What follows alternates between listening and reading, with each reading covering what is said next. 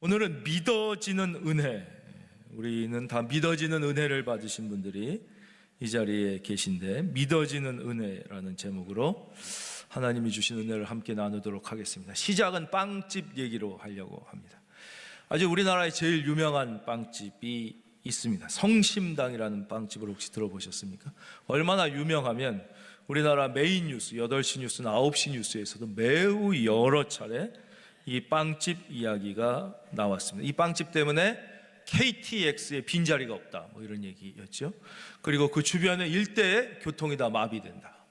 대전에 갑자기 관광객이 어마어마하게 많이 늘었다. 이유는 딱 하나, 이 빵집에서 빵을 사기 위함이다, 뭐 이런 이야기가 아예 9시 뉴스에, 8시 뉴스에 나올 정도입니다.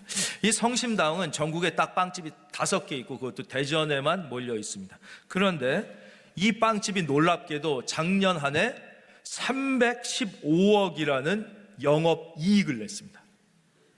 이것은 전국에 있는 모든 빵집뿐만 아니라 파리 바게뜨와 뭐예요, 또 뚜레쥬르를 압도한 것입니다. 여러분, 그냥 개인이 하는 빵집이 무려 매장이 3,400개인 파리 바게뜨 본사의 영업이익과 매장이 1,300개가 넘는 뚜레쥬르 CJ 푸드빌의 영업이익을 훨씬 넘었었습니다. CJ 푸드빌의 작년 영업이익은 214억, 그리고 파리 클라상의 작년 영업이익이 199억인데 겨우 빵집 5개가 대전에 있는 이 성심당은 영업이익이 315억이니 이거야말로 진짜 어이가 없는 일이라고 할 수 있습니다. 이 성심당이 어떻게 시작됐냐면 1950년 바로 우리나라의 국군과 미군이 연합하여 거의 압록강까지 올라갔을 때 중공군이 개입하게 됩니다. 인해 전술로 어쩔 수 없이 이제 미군과 국군이 다시 후퇴하게 되고, 그곳에 있던 수많은 크리스찬들은 이미 공산당을 한번 겪었습니다. 공산당은 크리스찬들은 무조건 다 잡아 죽이지요. 그래서 그 크리스찬들은 목숨을 걸고 남한으로 오려고 합니다. 그들이 다 함경도에 있던 크리스찬들이 모여있던 것이 우리가 잘 아는 흥남부두입니다. 우리 노래도 있잖아요. 눈보라가 몰아치는 바람찬 흥남, 거기에 수십만 명의 크리스찬들이 모여 있었어요. 결국은 배를 다 타고 왔지만 너무 사람이 많아서 할 수가 없었죠. 마지막 배가 우리가 잘 아는 메르디스 빅토리아호였습니다. 여기에 다 타고 이제 그 부두에 있는 10만 명이 넘는 크리스찬들을 다 죽게 돼 있는데, 그때 그 배에 있던 통역장교인 목사님 아들이 배의 함장을 설득합니다. 이 사람들은 다 크리스찬들입니다. 예수 믿는 사람들입니다. 여기 두고 가면 공산당에게 다 죽습니다. 이 사람들 반드시 데려가야 됩니다. 태울 곳이 없는데 어떡하냐.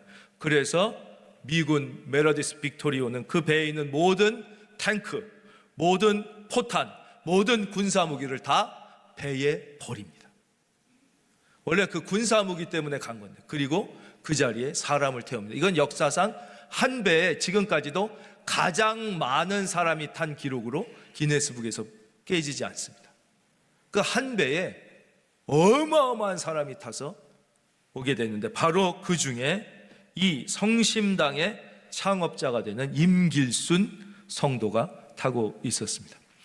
그는 배에 타기 전에 이렇게 하나님께 기도드렸답니다. 하나님, 저와 제 가족을 살려만 주시면 이제 불쌍한 사람들 도우며 죽을 때까지 살겠습니다. 살려만 주십시오. 그는 그렇게 배를 타고 이제 부산에 내리게 되죠. 다른 피난민들과 마찬가지로 그도 아무 연고가 없는 부산에 내려서 이제 냉면집을 시작하게 됩니다. 부산이 그래서 밀면이 시작된 거잖아요. 냉면집을 시작하는데 그렇게 뭐 다 쉽지 않았죠. 아주 어렵게 고생을 하다가 이분이 너무 힘드니까 생각을 했습니다. 어차피 나는 연고가 부산도 없고 서울도 없고 다 없다면 이왕이면 큰 도시에 가면 뭔가라도 해먹고 사는 게 낫지 않겠나, 여기서 장사하는 것보다. 그래서 온 가족을 데리고 기차를 타고 1956년 서울로 갈 결심을 하고 이제 기차를 타고 온 가족이 부산에서 서울로 출발을 하게 되지요. 그런데 매우 공교롭게도 이 기차가 대전역에서 고장이 납니다. 지금은 워낙 우리가 기술이 발달돼서 고장 나도 뭐 몇 시간이면 고친다든가 아니면 다른 차로, 그때는 한번 기차가 고장 나면 기한이 없는 거예요. 기한이. 며칠 있다가 다시 갈지를 모르는 거예요. 이게 무기한 기다리는 거예요. 고쳐질 때까지. 거기서 며칠을 대전에서 기다리게 되는 거죠. 기다리는 동안 이분이 이제 아무것도 할 수 없으니까 가족과 함께 대전을 돌아보게 됩니다. 그러다가 생각합니다. 굳이 여기서 언제 갈지도 모르는 서울을 가지 말고 대전에서 살아보자. 이것도 하나님의 뜻이 아니겠는가. 그래서 온 가족이 대전역에서 내리게 됩니다. 그리고 대전역에서 바라보니까 제일 큰 예배당이 하나 보였는데 그게 바로 대흥동 성당이었습니다. 무작정 대흥동 성당으로 찾아간 이 임길순 씨는 성당에 부탁을 해서 그 당시 미국이 보내줬던 구호물자인 밀가루 2포대를 무상으로 얻게 됩니다. 그리고 그걸 가지고 찐빵 장사를 시작하는데 이제 찐빵 기술이 없었기 때문에 이미 찐빵 장사를 시작하고 있는 옆에 천막 포장마차 사람들에게 찐빵 만드는 법을 배워가지고 이제 찐빵 장사를 시작한 게 오늘의 성심당의 시작입니다. 찐빵 장사를 시작하고 이제 배워서 팔면서 천막을 치게 되고, 비록 천막이지만 내가 여기에서부터 주님의 사랑을 실천해야겠다고 생각하면서 조그만 간판을 만들어 다는데 그게 바로 예수님의 마음을 담은 집 성심당의 시작이었습니다. 그날부터 그는 빵 만드는 것보다 그 빵을 가져다가 가난한 사람들에게 나눠주는 일에 최선을 다하기 시작합니다. 얼마나 심했으면 그 부인께서 빵 만들다가 우리는 굶어 죽겠다고 네 아버지 때문에 맨날 딸들한테 그랬다는 거예요. 우리는 파는 빵보다 주는 빵이 많으니 이거 어떻게 하면 좋겠냐. 그러나 이 임길순 씨는 하나님 살려만 주시면 내가 가난한 사람들을 위해서 살겠다는 그 약속을 지키느라고 예수님의 마음으로, 그리고 매일 새벽종을 치고 매일 봉사하면서 그는 그렇게 성심당을 세워 나갔습니다. 물론 지금의 성심당이 되는 데까지는 지금 여러 어려움이 있어요. 뭐 부도 직전에도 가고 또 공장에 불이 나서 다 없어지기도 하고 뭐 여러 어려움이 있었지만 그 모든 어려움을 이기고 마침내 성심당, 작은 동네 빵집 5개. 2014년에 롯데백화점에서 이 성심당에 백지수표를 내밉니다. 어떤 위치, 어떤 크기든 당신이 원하는 대로 무상으로 공급하겠다. 그러면 이제 빵 사러 사람들 백화점에 많이 오면 장사가 잘 돼. 제발 여기다가 가게를 내달라. 그러나 거절한 일화는 유명하죠. 왜요? 모든 좋은 게 다 서울에만 있으면 어떡하냐. 사람들이 대전에만 와서 먹을 수 있는 빵집도 필요하지 않겠느냐. 그래서 이 성심당은 프랜차이즈를 내지 않습니다. 그리고 대전 외에는 다른 어떤 곳에도 빵집을 내지 않는다고 합니다. 여러분들은 어떻게 살고 계십니까? 여러분, 하나님은 살아계시고 우리 하나님은 보상하시는 하나님이십니다. 보상하시는 하나님을 믿는 것은 기복신앙이 아닙니다. 그것은 하나님의 본질입니다. 하나님의 본질. 하나님의 본질은 보상하시는 하나님입니다. 뭐라고 지난 시간에 말씀드렸어요? 나를 사랑하고 내 계명을 지키는 자에게는 내가 천대까지. 여러분, 하나님은 여러분을 축복하시기를 기뻐하시고 축복하기를 기다리고 계십니다. 보상하시는 하나님을 경험하며 사는 은혜가 있을지어다. 근데 이분도 이제 인생을 살다 보면 참 어려움이 있었겠지. 원치 않게 고향을 떠나야 되고 또 부산에 왔는데 장사가 안 되고 서울에 가고 싶은데 갑자기 기차가 고장나고. 우리 인생은 이런 일이 너무나 많아요. 저도 목회를 하고 우리 많은 성도님들을 모시다 보면 그런 얘기를 수도 없이 듣습니다. 잘 되는 얘기도 들을 때가 있지만 사실은 아픈 얘기를 들을 때가 훨씬 많습니다. 아픈 분, 병에 걸린 분, 가정에 문제가 생긴 분, 부모님이 아프신 분, 가정에 자녀에게 큰 어려움이 있는 분, 사업에 경제적 어려움이 있는 분들의 얘기를 많이 듣습니다. 그럴 때마다 마음이 많이 아픕니다.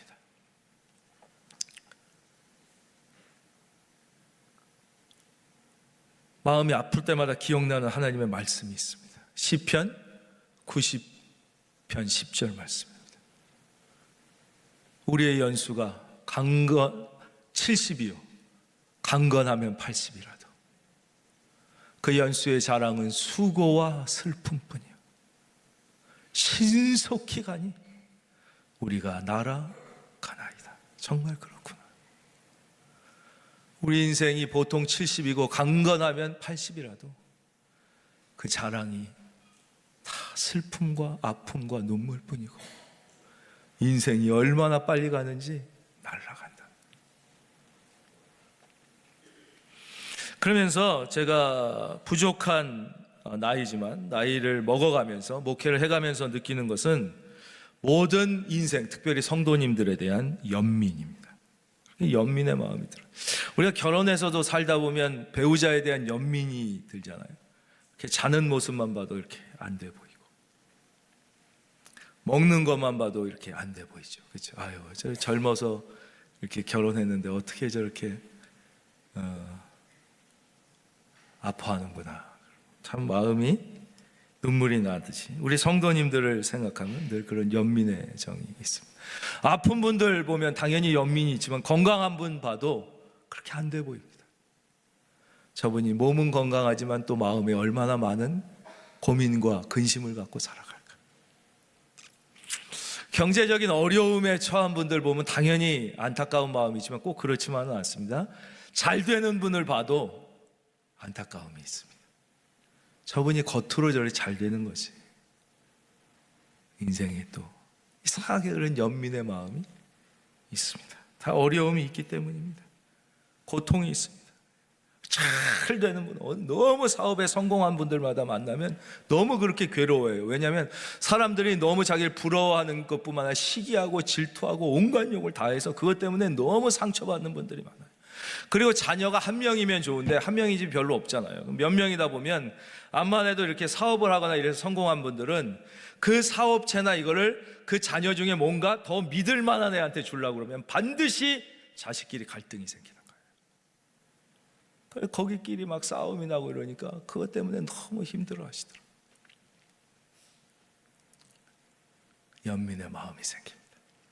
우리 인생에 많은 고통이 있습니다. 지금 여러분 중에도 육체의 질병 가운데 있는 분도 있고 마음의 아픔 가운데 있는 분도 있고 여러 어려움 가운데 있는 분들이 계실 것입니다. 왜 그렇습니까?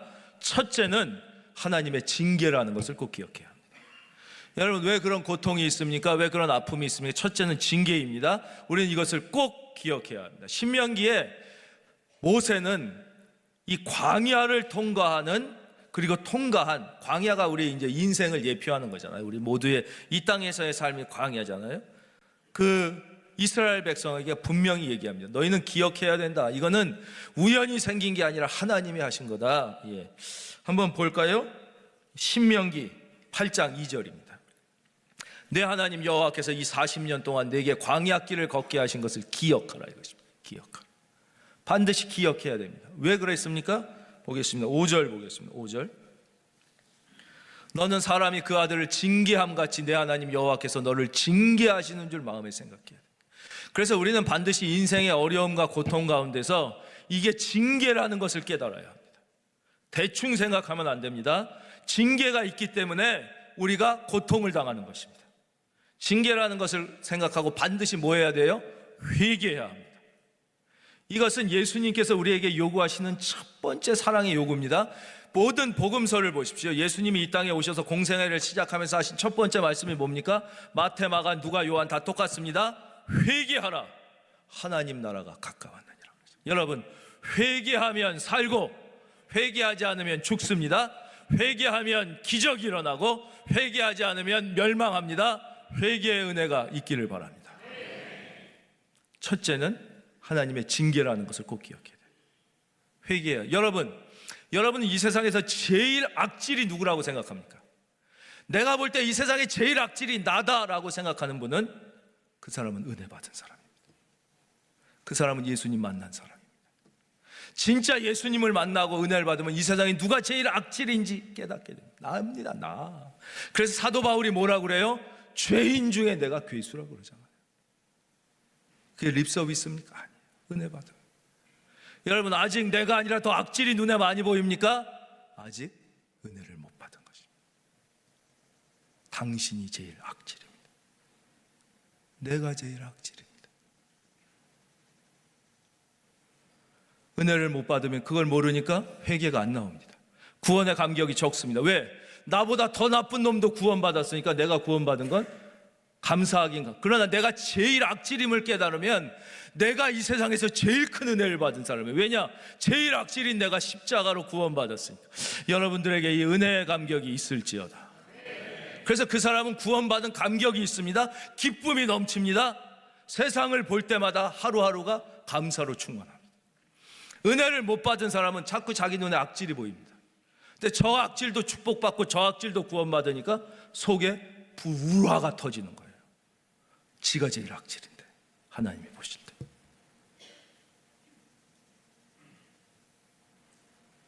그렇잖아요. 한경영 목사님도 내가 목사 중에 제일 죄가 많다고 그랬는데, 목사님들 만나보면 대단히 죄송하지만 교인욕을 쉴 새 없이 하는 목사가 있습니다. 여러분, 교인이 문제입니까? 목사가 문제입니까? 교인들 중에도 보면 세상 욕을 쉴 새 없이 하는 사람이 있습니다. 여러분, 세상이 문제입니까? 내가 문제입니까?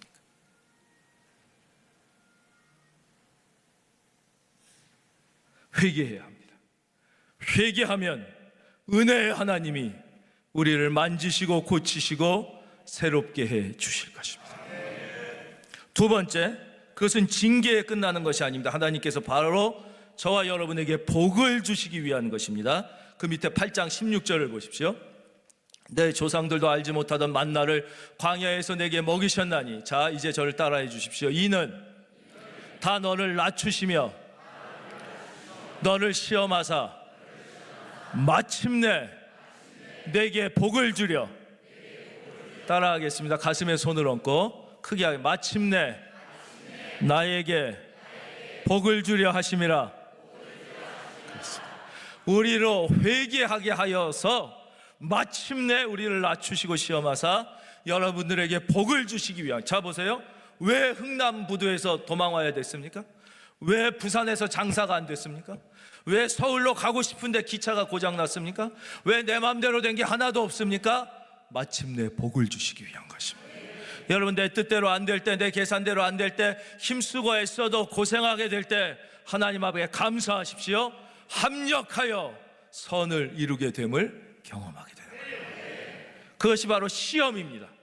그때 원망하고 불평하느냐, 그때 더 회개하고 감사하느냐, 하나님이 너를 낮추시고 시험하사.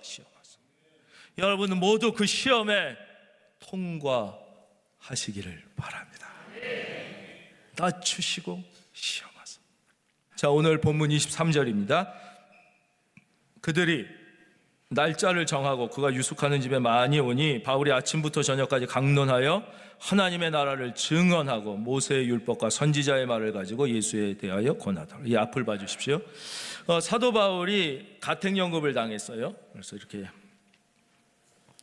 제약이 있었어요. 결박을 당했어요. 근데 그 결박이 하나님이 맡겨주신 사역 복음을 전하는데 오히려 방해가 된 게 아니라 어떻게 됐어요? 살아계신 하나님의 능력을 오히려 드러내는데 큰 도움이 됐다 그랬어요. 즉 우리가 가지고 있는 수많은 제약이 있어요. 사회적 제약도 있고 개인의 제약도 있어요. 나는 뭐 믿지 않는 집에 나 혼자 믿는다든가 이런 제약도 있어요. 또 어느 사람은 나는 공부를 많이 못했다 이런 제약이 있어요. 그렇죠? 그거를 제약으로 생각하는 거예요. 내가 공부를 이렇게 많이 못했는데 배운 사람들에게 이 전도가 될까? 이런 제약을 스스로. 나는 이렇게 가난한데 저렇게 부자들에게 전도하면 저 사람들이 날 무시하지 내 말을 들을까? 난 이렇게 몸이 아픈데 내가 병들었는데 건강한 사람들에게 전도가 될까? 난 이렇게 사회적 지위가 낮은데 저렇게 성공한 사람들, 이게 다 제약이에요. 제약. 여러분, 그러나 결코 이런 제약은 복음을 제약하지 못해요.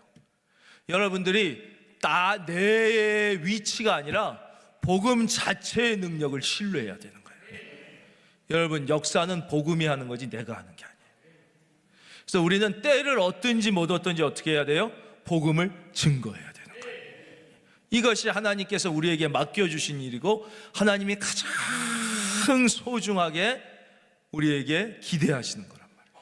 때를 얻든지 못 얻든지. 난 이것 때문에 안 돼, 난 저것 때문에 안 돼, 지금은 요것만 끝나고 해야 돼, 지금은 요것 때문에 선교가 안 돼, 지금은 이것만 끝나면 난 이것 때문에 구제할, 이런 모든 제약을 빨리 마음속에서 없애버려야 돼요. 오히려 그것 때문에 더 하나님의 능력이 나타난다는 것을 믿고 여러분들은 내 자신이 아니라 하나님을 의지해야 돼요. 하나님. 그 복음이 능력이 있는 거예요. 복음이. 내가 능력이 있는 게 아니라 복음이 능력이 있고 말씀이 능력이 있고, 믿으시면 아멘. 근데 우리는 자꾸 내 제약을 생각한다는 건 뭐예요? 내가 그의 능력과 지혜와 내 위치로 복음을 전하겠다고 착각하는 거란 말이에요. 지금 사도 바울은 갇혀 있잖아요. 여러분, 우리 중에 갇힌 분 있으세요? 갇힌 분? 자유가 있는데 이 갇힌 중에서도 복음을 전하는데 얼마나 이게 놀라운 거예요. 여러분 갇히지 않고 자유가 있다는 게 얼마나 감사한 줄 아세요? 이게 가장 감사한 거예요. 이번에 시진핑이라는 중국의 주석이 뉴스를 보니까 신라 호텔을 통째로 예약했대요. 그랬다가 뭐 다시 없앴다 그러나, 신라 호텔 거기 통째로 예약하면 돈이 얼마겠어요? 거기 제일 비싼 방은 난 모르지만 하루에 수천만 원 할 거예요. 그렇죠? 그 수천만 원짜리 방을 막 예약했다고 생각해 보세요. 근데 여러분, 시진핑이 거기 들어갔어. 근데 문 잠그고 너 1년 동안 못 나온다. 그럼 여러분 들어가겠어요? 아무도 안 들어가요. 자유가 그렇게 좋은 거예요. 맞잖아요. 여러분, 그 수천만 원짜리 방에 들어갔는데 너 문 잠그고 너 2년 동안 못 나온다. 그럼 여러분 거기 공짜로 준다고 들어가겠냐고요. 자유가. 근데 사도 바울은 지금 자유도 없어. 가택연금 당했는데도 그 죄악이 복음을 막지 못했는데, 우리에게는 자유가 있잖아요. 자유가. 할렐루야. 이 주신 은혜가 얼마나 큰지를 생각하면 내가 할 수 없는 건 아무것도 아닌 거예요. 우리는 지금 사도 바울에 비하면 너무 좋은 환경에 있는 건데, 우리가 자꾸 부정적인 눈을 가지고 없는 것만 바라보니까 심각한 거예요. 여러분, 없는 게 아니라 있는 걸 보고, 불평할 게 아니라 감사할 걸 보고, 아멘을 크게 하시죠.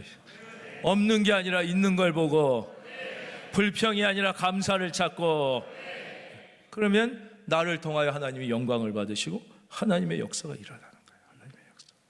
일제 시대 때도 복음을 전해 구원을 받았는데, 그 신사참배를 하라고 그러는데도, 그렇잖아요. 지금은 얼마나 우리가 좋은 때에 있냐. 그럼 뭘 전했어요? 하나님 나라를 증언했어요. 하나님 나라. 지난주에 자세히 설명드려서 더 길게 하지 않겠습니다. 하나님 나라. 세상 사람들은요, 하나님 나라가 있는 걸 몰라요. 이 세상 나라가 전부인 줄 알아요. 그래서 우리는 반드시 하나님 나라를 전해야 돼요. 예수님이 이 땅에 오시자마자 처음 하신 말씀이 뭐라고 그랬어요? 공생애를 시작하면 첫째, 회개하라. 하나님 나라가 가까웠느니라 그랬어요. 그렇죠? 회개하라. 천국이, 그 예수님이 처음에 하신 하나님 나라. 예수님이 우리에게 하나님 나라를 가져다 주신 거예요. 그래서 우리는 이 땅에 살지만 어디에 소속된 사람이에요? 그렇죠. 하나님 나라에 소속된 사람. 여러분은 왜 그래요? 영접하는 자, 곧 그 이름을 믿는 자들에게는, 예수님을 믿으면 어떻게? 하나님의 자녀가 되는 권세를 주셨어요. 우리는 하나님 나라의 자녀예요. 소속되어 있는 거예요. 뭐와 똑같다고 그랬어요? 미국에 살지만 대한민국의 대사는 미국에 살지만 대한민국 사람인 거예요. 미국에서 대한민국을 위해서 일하면서 사는 거예요. 우리는 이 땅에 살지만 하나님 나라의 사람들인 것이에요. 우리는 이 땅을 위해 사는 게 아니라 이 땅에서 왜? 하나님 나라를 위하여 사는 거예요. 우리가 신분이 무엇인지, 왜 사는지를 분명하게 깨닫고 있어야 돼요. 이걸 좀 어려운 말로 마틴 루터는 두 왕국 사상이라고 그랬어요. 우리는 하나님의 나라와 이 땅의 왕국에서 산다. 우리는 두 가지 시민권을 갖고 있다. 그렇잖아요. 우리 대한민국 시민권이 있고 천국 시민. 그러나 우리의 본질적 시민권은 바로 하늘나라에 있는 것이다. 우리는 하늘나라를 위하여 이 대한민국에서 사는 것이다. 이게 두 왕국 사상이에요. 그래서 하나님. 그래서 보이지 않는 하나님 나라가 있다는 것을 세상 사람은 몰라요. 보이는 게 전부인 줄 알잖아요. 근데 여러분, 보이는 것은 어때요? 다 금방 사라지는 거예요. 보이는 것은 잠깐이요, 보이지 않는 것은 영원한 것이니. 그렇죠? 사도 바울이 그러잖아요. 우리가 주목하는 것은 보이는 것이 아니야 보이지 않는 것이니, 보이는 것은 잠깐이나 보이지 않는 것은 영원하다 그랬어요. 여러분, 이 육체는 눈에 보여요, 안 보여요? 보이니까 잠깐이에요. 앞으로 100년 있으면 여기 다 없어져요. 그러나 여러분의 영혼은 눈에 보이지 않기 때문에 영원한 거예요. 그렇죠? 눈에 보이는 나라, 지구 아무리 대단해도 이건 몇백억이면 다 없어져요. 그러나 눈에 보이지 않는 영원한 하나님의 나라, 우리도 그런 거 있잖아요. 눈에 보이지 않는 여러분의 DNA는 안 없어지잖아요. 그래서 자녀의 자녀로 계속 가잖아요. 눈에 보이는 것들은 다 없어지는 거예요. 보이지 않는 하나님의 나라가 있는 거예요. 그거를 우리가 어떻게 봐요? 믿음의 눈으로 볼 수 있습니다. 그래서 그걸 증언했어요. 하나님 나라를 증언하고 23절 모세의 율법과 선지자의 말을 가지고 누구에 대하여요? 예수에 대하여 권하더라. 따라하겠습니다. 예수 그리스도. 이건 똑같은 겁니다. 권했어요. 그랬는데 반응이 재밌습니다. 반응이 24절입니다. 그 말을 믿는 사람도 있고 믿지 아니하는 사람도 있어 서로 맞지 아니해서 흩어진다. 이것은 당연한 겁니다. 당연한 거. 이번 추석 때도 그랬죠. 여러분들 아무리 복음을 열심히 전해도 다 믿는 게 아니에요. 반드시 믿는 사람이 있으면 믿지 않는 사람이 반드시 있습니다. 여러분 실망하지 마십시오. 사도 바울 같은 분이 전해도 다 믿는 게 아니에요. 믿지 않는 사람이 반드시 있어요. 그래서 우리의 책임은 믿게 하는 데 있지 않아요. 우리의 책임은 뭐예요? 때를 얻든지 못 얻든지 복음을 전하는 데까지가 우리의 책임이에요. 믿냐 안 믿냐는 우리가 어떻게 할 수 있는 게 아니니까 그것 때문에 아무리 해도 안 믿는다고 여러분 시험에 들거나 좌절하면 안 돼요. 여러분은 때를 얻든지 못 얻든지 어떻게 해야 돼요? 따라하겠습니다. 복음을 전하자. 복음을 전하자. 거절하는 건 당연한 거예요. 여기서도 믿는 사람과 믿지. 그런데 믿는 것과 믿지 않는 것은 본인의 자유예요. 그러나 믿지 않는 것은 너무나 안타까운 거예요. 마가복음 16장에 예수님이 친히 이렇게 말씀하셨어요. 16절 믿고 세례를 받는 사람은 구원을 받을 것이다. 여기 있는 모든 분 구원을 받아요. 그러나 믿지 않는 사람은 어떻게 돼요? 정죄를 받으리라. 죽으면 끝이지 절대 그렇지 않습니다. 믿으면 구원받고 믿지 않으면 다 사라진다? 완전히 거짓말입니다. 믿지 않으면 반드시 정죄를 받습니다. 한 번 죽는 것은 사람에게 정해진 것이요, 죽은 후에는 반드시 뭐가 있어요? 심판이 있어요. 그러니까 믿는 것과 믿지 않는 것은 자유지만 믿지 않는 것은 너무너무 안타까운 거죠. 여러분, 이 말씀을 근거로 여러분에게 간절히 제가 이 시간 권면합니다. 여러분, 어떠한 상황에서도 믿지 않는 자가 아니라 믿는 자가 되시기를 바랍니다. 믿는 자가 돼야 되는 거예요. 믿는 자. 어떤 상황에서도 우리는 믿는 자의 편에 서야 돼요. 믿지 않는 자의 편에 서면 안 돼요. 이 상황 속에서 사도 바울이 뭐라? 성령께서 선지자 이사야를 통하여 너희 조상에게 말씀하신 것이 옳도다 일렀으되 이 백성에게 가서 말하기를 너희가 듣기는 들어도 도무지 깨닫지 못. 왜요? 영의 귀가 닫혀서. 이거는 세상의 지식과는 전혀 관계가 없어요. 일자무식 할머니도 영의 귀가 열린 분은 복음을 들을 때 눈물을 줄줄 흘리고 예수님을 영접해. 영의 귀가 닫히니까 보기는 보아도 도무지 알지 못하는 도다. 영의 눈이 닫혔어. 육체의 눈이 아니라 영의 눈이 닫혔어. 그래서 보기는 보아도 도무지 알지. 헬렌 켈러가 했죠. 예. 진짜 불쌍한 사람은 육의 눈이 감긴 내가 아니라 영의 눈이 감겨 예수님을 보지 못하는 자다.